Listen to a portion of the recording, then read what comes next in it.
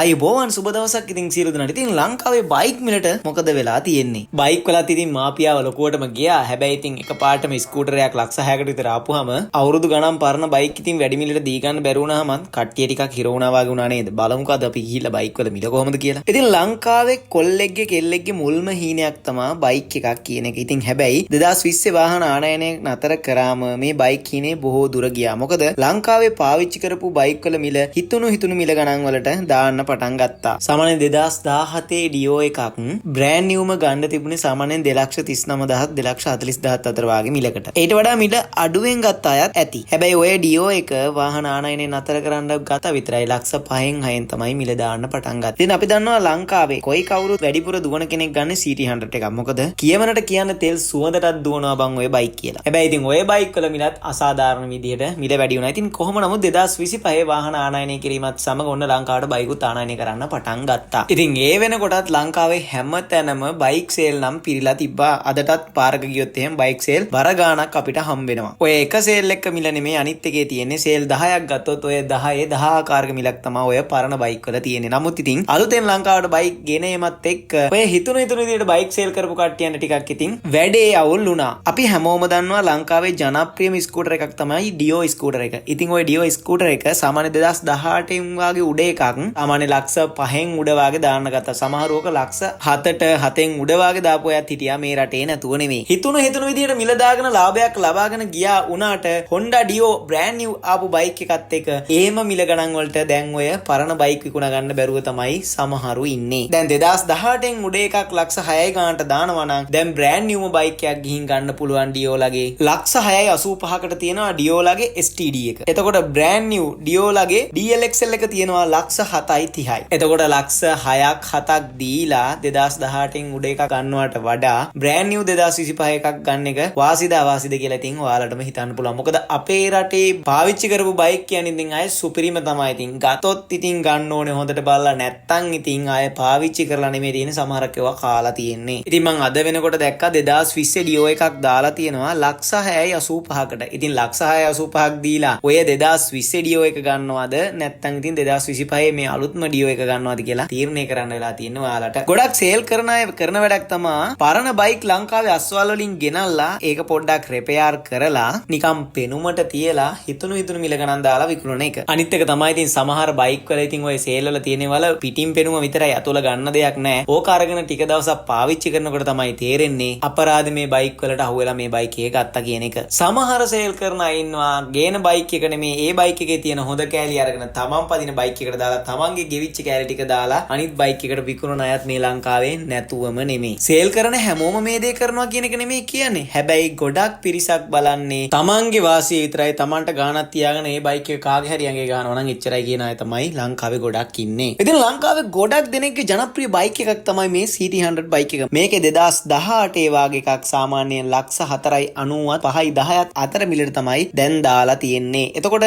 මේකේ අලුත්ම බයික් එක එනවා. ඉතින් මේ බයික් එක ගන්නවා නම් සාමාන්‍යයෙන් ලක්ෂ 6යි 37යි 950ක මුදලක් තමයි ඉතින් වෙන්නේ. හිතන්නකෝ සාමාන්‍යයෙන් 2018 වගේ බයික් එකක් ගන්නවා නම් සාමාන්‍ය අවුරුදු 7ක් විතර පරණ බයික් එකක් ලක්ෂ 5කටත් වඩා වැඩියෙන් දීලා ගන්නවා කියන්නේ ඒ බයික් එකක් ගන්නවට වඩා මේ අලුතෙන් එන බයික් එකක් ගන්න එක ගොඩක් වටිනවා. එහෙම කියලා මේ අලුත් බයික් සාධාරණී කරනවා නෙමෙයි. අපේ රටේ තියෙන ඩොලර් රේට් එකයි ටැක්ස් එකයි එක බලපුවාම කොහොම මිලක් තමයි ඉතින් දාලා තියෙන්නේ. හැබැයි ඉතින් මේ මිලටත් මේ බයික් ගන්න අය නැද්ද? ඉන්නවා ලංකාවේ ඇති වෙනකන් CT100 මේ වෙනකොට පාරේ අපිට දකින්න හැකියාව තියෙනවා. ඉතින් අපේ රටේ ගත්තාම සාමාන්‍යයෙන් බජාජ් ඩිස්කවරි එක සාමාන්‍ය 2017 වාගේක් ලක්ෂ 4යි 40ත් ලක්ෂ 4යි 80ත් අතර වගේ මිල ගණන් වලට දාලා තියෙනවා. එතකොට 2012 වාගේ එකක් ලක්ෂ 2යි 85ත් ලක්ෂ 2යි 75ත් අතර වගේ මිල ගණන් වලට දාලා තියෙනවා. එතකොට 2019 2020 බජාජ් ඩිස්කවරි එකක් සාමාන්‍යයෙන් ලක්ෂ 4යි 85ත් 5යි 30ත් අතර වගේ මිල ගණන් වලට තමයි මේ වෙනකොට දාලා තියෙන්නේ. එතකොට අපි දන්නවා ලංකාවේ ගොඩක් ජනප්‍රියයි Pulsar 150. ඉතින් ඔය Pulsar එකේ 2019 වාගේ එකක් ලක්ෂ 6යි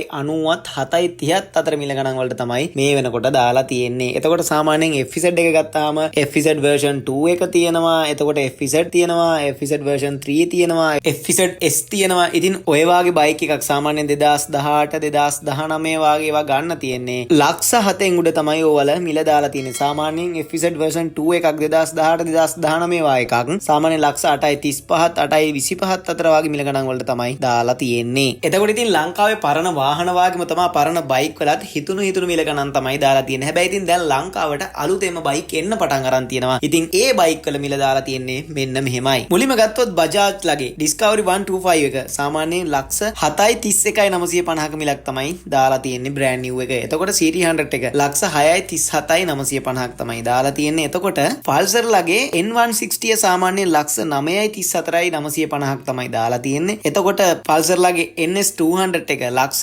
11.39,950ක් දාලා තියෙනවා. එතකොට Pulsar ලගේ NS125 එක ලක්ෂ 8.44,950ක් තමයි මිල දාලා තියෙන්නේ. ඉතින් ඔන්න ඔහම දාලා තියෙනකොට ත්‍රිවිල් එකටත් වඩා වැඩි මිලට ඔන්න මේ Bajaj ලගේ බයික් එකක් එනවා. ඉතින් Pulsar ලගේ NS400Z බයික් එක ලක්ෂ 22.39,950කට තමයි ඉතින් මිල දාලා තියෙන්නේ. එක අතකට ඉතින් ලක්ෂ 22ක් විතර දීලා ඔකක් ගන්නවට වඩා ත්‍රිවිල් එකක් ගන්න එක හොඳ වෙනවා. මේ මිලත් එක්ක දැකපුවාම එක අතකට ඉතින් ත්‍රිවිලුත් මොකටද කියලා හිතෙනවා. ඒ මිලත් එක්ක බලපුවාම. ඉතින් ඔහම ගියාම Yamaha බයික් ටිකක් දාලා තියෙනවානේ. එතකොට Yamaha බයික් බලපුවාම ඉතින් එයාලගේ Ray ZR Dis 113 එක දාලා තියෙනවා. ලක්ෂ 6.89,900ක් දාලා තියෙනවා. එතකොට ඉතින් MT15 version 2 එක දාලා තියෙන මිල තමයි 14,79,900ක් තමයි මිල දාලා තියෙන්නේ. එතකොට FZ SFI version 4 එක දාලා තියෙනවා. ලක්ෂ 11,98,900ක්. එතකොට FZ version 2 FI එක දාලා තියෙනවා. ලක්ෂ 10,69,900ක්. එතකොට Ray ZR Street Rally එක දාලා තියෙනවා 125 FI එක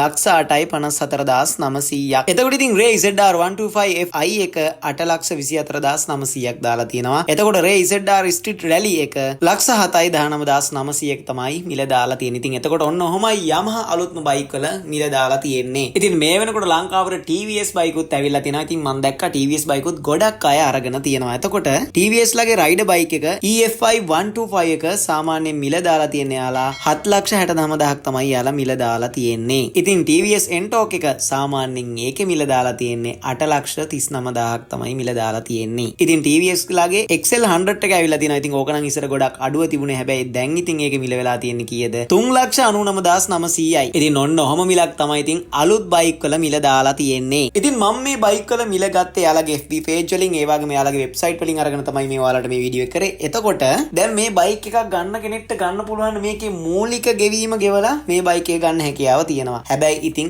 ඒක කොච්චර වාසිද අවාසිද කියලා බලන්න මේ කතාවත් මම ඔයාලට කියන්නම්. මගේ යාළුවෙක් හිටියා එයා ගත්තා TVS Ntorq බයික් එකක්. ඉතින් ওই බයික් එක 8,39,000කනේ මිල දාලා තියෙන්නේ. එයා ඉතින් ලෝන් එකක් දැම්මා ලක්ෂ 2ක ඔන්න දාලා ඉවරලා බයික් එක ගන්න ගියා. ගියාට පස්සේ ඒ ලක්ෂ 2කනුත් 14,000ක් කැපුණා කිව්වා ඉන්ෂුරන්ස් එකට. ඊට පස්සේ මෙයා බයික් එක අරන් තියෙනවා. ලීසින් එකක් දාලා අරන් තියෙන්නේ අවුරුදු 4කට ගෙවන්න තමයි අරගෙන තියෙන්නේ. ඉතින් people leasing එකෙන් තමයි ලීසින් එක දාලා තියෙන්නේ. මෙයාට මාසික වාරිකය ඇවිල්ලා තියෙන්නේ 24,100යි. ඉතින් අවුරුදු 4ක් ගෙවනවා කියන්නේ ලක්ෂ 11.56ක් ඉතින් ගෙවලා මෙයා වාරික වශයෙන් ගෙවනකොට. ඉතින් මෙයා අවුරුදු 4ක් ගෙවලා ඉවරනකොට ලක්ෂ 3කට වඩා වැඩි මුදලක් වැඩිපුර ගෙවලා තියෙනවා. ඇත්තටම ඉතින් බයික් එකක් වාගේ ගන්නවා නම් ඔය බයික් එකේ මූලික ගාණ ගෙවනවට වඩා බයික් එකෙන් භාගයක්වත් සල්ලි දාලා බයික් එක ගෙවන්න ගන්නවා නම් ඒක ඇත්තටම වාසි. අනිත් එක තමයි මේ දවස්වල අපි දන්නවා බයික් ගන්නකොට හෙල්මට් දෙනවා, පවර් බෑන්ක් දෙනවා, ජැකට් දෙනවා, කුඩ දෙනවා. ඔය හැම දෙයක්මත් දෙනවා බයික් ගන්නකොට. ඉතින් මේ දේත් ඇත්තටම අපේ මිනිස්සුන්ට වාසි. මොකද බයික් එක අරගෙන වෙනම ওই ටික ගන්න ගියොත් ආයේ එතන මුදලක් යනවා නිසා. හැබැයි ඉතින් කොහොම ගියත් ඉතින් ගෙවන්න බයික් එකක් ගන්නකොට තමන්ගේ අතින් දාන මුදල ටිකක් වැඩිපුර දාගත්තොත් තමන්ට වාසියක් වෙනවා. ඒ වගේම තමයි ඔය අලුත් බයික් වලට වඩා පරණ බයික් එහෙම ලීසින් දාලා ගන්නවා නම් එතන සෑහෙන්න හිතන්න වෙනවා. මොකද මේක ලීසින් සමාගමක වැඩ කරන යාළුවෙක්ම තමයි කිව්ව කතාවක්. ගොඩක් පරණ බයික් වලට ලීසින් දාලා ගන්නවට වඩා හොඳයි බං අතමාරුවක් කරගෙන හරි එහෙම නැත්නම් තමන් ගාව තියෙන රත්තරන් හරි බැංකුවේ තියලා ඉවරලා එහෙම සල්ලි අරගෙන මේ බයික් එක එකපාර ගන්න එක වාසි මේ ගෙවන පොලි රේට් එකත් එක්ක බලපුවාම කියලා කතාවක් කිව්වා. ඉතින් ඒක ඇත්ත. එහෙම කියලා ඉතින් අපේ රටේ හැමෝටම එහෙම කරන්න බෑනේ. මොකද අපේ රටේ බොහොම අමාරුවෙන් ගේමක් ගහගෙන යන පිරිසක් තමයි ඉන්නේ. ඉතින් ඉස්සර නම් කොහොම හරි කරලා පොඩි ජොබ් එකකට හරි ගිහිල්ලා ෂේප් එකේ බයික් එකක් අරගෙන ගෙවාගෙන යන්න හැකියාව තිබුණා. දැන් ඉතින් බයික් එකක් ගන්නවා නම් ටිකක් ලොකු ගාණක් අතිනුත් දාන්න ඕනේ. එතකොට සමහරව ලෝන් උත් දාලා බයික් එකට දෙනවා. එතකොට ඉතින් ඉස්සරහට ලෝන් එකේ වාරිකේ ලීසින් වාරිකේ ගෙවන්න ගත්තාම Tamanට ඒක ටිකක් අමාරු වැඩක්. හැබැයි ඉතින් ගේමක් ගහන කට්ටිය ගහනවා. නමුත් ඉතින් යම් කිසි තැනක හිර වුණොත් එහෙම Taman ගොඩක් අමාරුයි වැටෙනවා. ඒ නිසා ඉතින් බයික් එකක් ආයෙ ගන්නවා නම් ලෝන් එකකුත් දාලා ඊට පස්සේ බයික් එකත් ෆිනෑන්ස් දාගෙන එහෙම ගන්න යන්න එපා. මොකද එහෙම ගත්තොත් එහෙම ඔයාලා හිර වෙන්න බැරි කමක් නැහැ. මොකද ඉතින් ඔය කොච්චර කොහොම කට්ටිය කොයි විදිහට කිව්වත් මූලික ගෙවීම දීලා අරගෙන යන්න මෙහෙම කරන්න වාරිකේ මෙච්චර අඩුවට දාලා දෙන්නම් අච්චර අඩුවට දාලා දෙන්නම් කිව්වට ඔක ගෙවාගෙන යනකොට තමයි තේරෙන්නේ. ඉතින් වීඩියෝ එක ටිකක් දිග වැඩි වුණා. ඒකට සමා වෙන්න. එහෙනම් ඉතින් ඔන්න ඔහොමයි ලංකාවේ බයික් මිල මේ වෙනකොට යන්නේ. එහෙනම් ඉතින් අලුත් වීඩියෝ එකකින් හැමෝම සියලු දෙනාටම ජය වේවා. සුබ දවසක්.